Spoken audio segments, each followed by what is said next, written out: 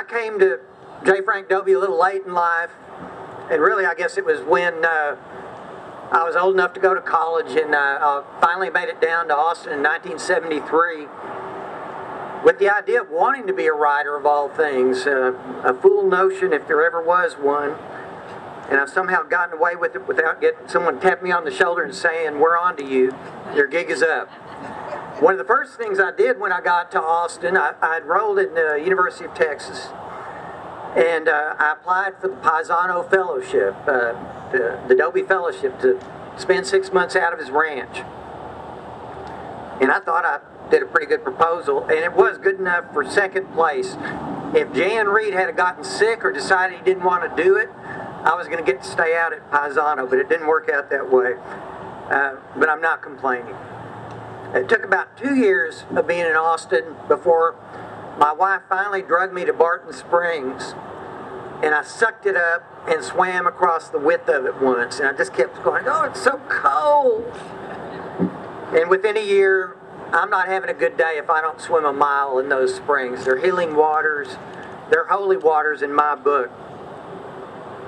And of course, somewhere late 70s, early 80s, there was talk, some of our great writers in Austin, Larry Wright and Stephen Harrigan, and Marcia Ball, the fine musician, got together with the statute committee, and they raised money and put up the statue of Philosopher's Rock at Barton Springs.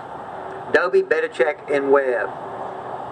And every time I go past there, I think, how cool is this? 3 men of immense intellect and total love of Texas hanging around in my favorite place. My respect skyrocketed. And it continues to skyrocket as I've read more and more Dobie, despite the fact that Bedichek's home ground, Friday Mountain, is now a high-dollar subdivision, and Paisano Ranch is landlocked by $1 million homes. Barton Springs is still Barton Springs. And the words of Dobie and Bedichek and Webb remain always on paper somewhere. And when Roy Bedichek died, J. Frank Dobie wrote this eulogy after attending the funeral. There are 2 versions to this. The clean, wholesome version is in the book 3 Men. And as my good friend and the biographer of J. Frank Dobie, Steve Davis, explained, though, the original version was in the Texas Observer, published June 27th, 1959. Roy Bedichek, The Natural Man. And I'm going to read you that version, and we'll pause just a few excerpts, because it is that thing of being in the middle of a city like Austin and seeing this spring-fed pool where people have been hanging around in the heat of the summer for hundreds and thousands of years, just lolling around. That explains a whole lot about why Austin's different from the rest of the state, and why I live outside of Wimberley, about a quarter mile from the Blanco River, where I swim most of the time. Not right now. Roy Bedichek, The Natural Man. Nature is the complex of all complexities. One part of a man may be as simple and serene as a cow chewing her cud in the noonday shade of a tree 1,000 miles and 100 years away from any milking machine.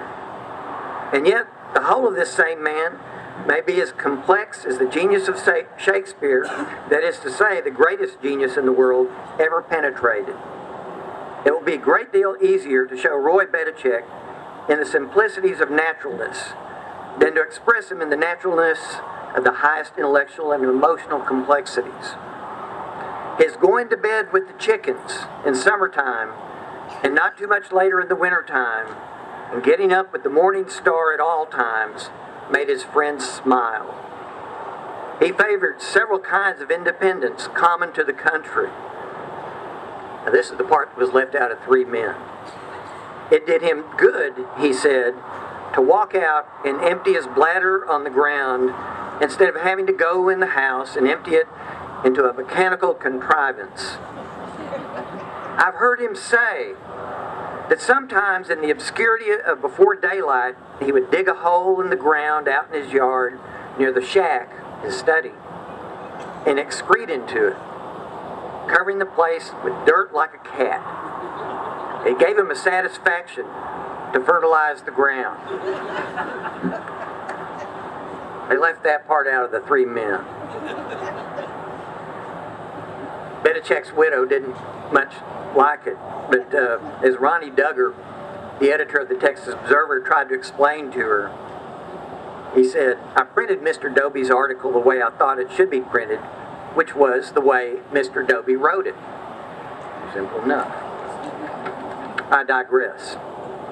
He likes to cook outdoors, eat outdoors, sleep outdoors, look and listen outdoors, be at one with the unexplaining wind from the south, with the swing of the Great Dipper around the North Star, and with the first bob whiting at dawn. He preferred camping on a hill so he could watch the firmament rather than down in the shady valley by water. The last car he bought in 1951 was a Dodge pickup truck in which he could carry enough water to make his camp on a hill comfortable for a day or two. This pickup was for camp purposes, but he used it to run about also in, his wife owning a sedan.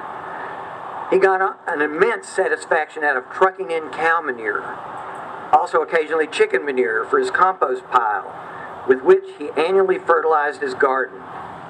He got satisfaction in hauling wood in from the country.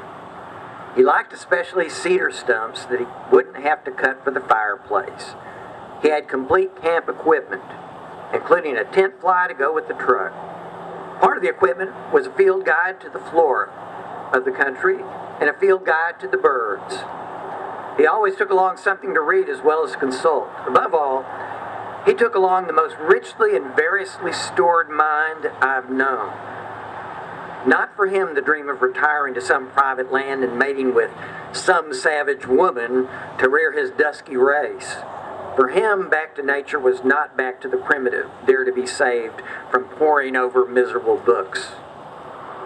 In the early 1920s, he suffered from a rash caused, he was told, from eating too much high proteins, especially eggs. He became, for the rest of his life, what Sam Houston called a damn vegetarian.